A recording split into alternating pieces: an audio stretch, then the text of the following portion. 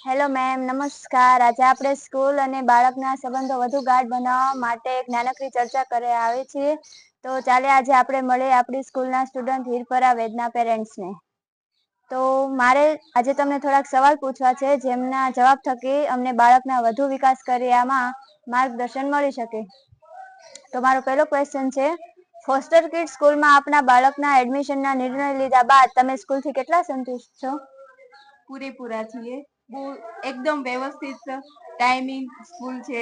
વ્યવસ્થિત વાનવાળા અંકલ બહુ વ્યવસ્થિત નેચર છે એનો, અને time to time lunch time to time કરાવે છે, એક્ટિવિટીઝ ટાઈમ ટુ ટાઈમ કરાવે છે, અને લર્નિંગ એ મારો વેદુ હા હતો એને સ્પીચ બહુ ઓછી આપતો એમ, પણ અત્યારે ફોસ્ટર કિડ્સમાં ગયો ત્યાંથી ટોટલી વસ્તુ લર્ન ઇંગ્લિશ કરતા શીખે લર્ન છે. કરતા શીખી ગયો છે, અને મોસ્ટ ઓફ બધા વર્ડ્સ ઈ ઇંગ્લિશમાં જ બોલે છે.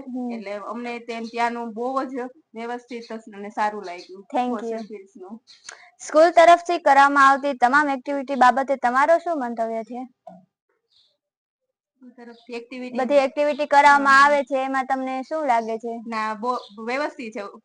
શું કે બધા ફેસ્ટિવલ સેલિબ્રેટ કરો છો બહુ વ્યવસ્થિત રીતે, અને પછી ત્યાંની એક્ટિવિટી જો સેટરડે હોય તો સ્પોર્ટ ડે હોય તો ત્યાં તમે શું કેવાય એવી રીતે સ્પોર્ટની બધી પ્રવૃત્તિઓ કરાવો છો, અને શું કેવાય એક્સરસાઇઝ બધી કરાવો છો, અને સ્પોર્ટ્સ ડે માં ઈ લોકો લેવલે શું કે હા સારી રીતે ડેવલપ લેવલે જાય ઈ માટે ત્યાંનું તમે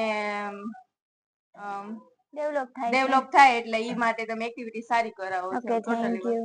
ફોર ક્વેશ્ચન, સ્કૂલ સ્ટાફ અને મેનેજમેન્ટ ટીમના વર્તન અને બાળકો પ્રત્યેની સજાગતા વિશે તમે સ્કૂલને 10 માંથી કેટલા માર્ક આપશો?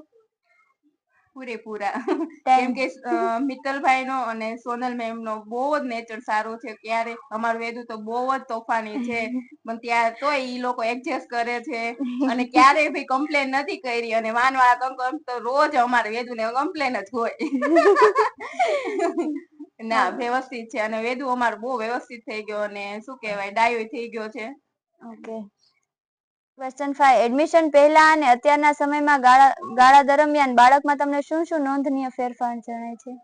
પેલું તો રેગ્યુલર છે ને જાતે જમતા શીખી ગયો, કેમ કે ત્યાં તમે લંચ કરાવો છો, અને એ ભી શું કે ડેઈલી ગરમ નાસ્તો જ દેવાનો, ક્યારે બહારનો નાસ્તો નહીં. એટલે ઈ જાતે લંચ કરતા શીખી ગયો, જાતે આવીને સબ્જી રોટી બધું ખાતા શીખી ગયો. નકર છે ને અહીંયા ઘરે હતો ને તો અમારે ખવડાવવું પડતું, અને ઈ જાતે ખાતા શીખી ગયો, અને લંચ બોક્સ એ બધો ફિનિશ કરીને આવે, એટલે ઈ બહુ અમને સારું કામ લાગ્યું એનું તમારા લોકોનું. Okay, thank you. ટીમ દ્વારા પૂરી મહેનત લઈ તમામ કાર્ય કરવામાં આવે છે, છતાં પણ તમારો કોઈ અભિપ્રાય હોય તો જણાવો. તમને કઈક લાગતું હોય તો. ના, વ્યવસ્થિત જ છે. ઓકે. તમારા ગ્રુપમાં બીજા પેરેન્ટ્સને તેમના બાળકો માટે તમે ફોસ્ટર કિડ સ્કૂલ માટે સજેસ્ટ કરશો? ઓફકોર્સ.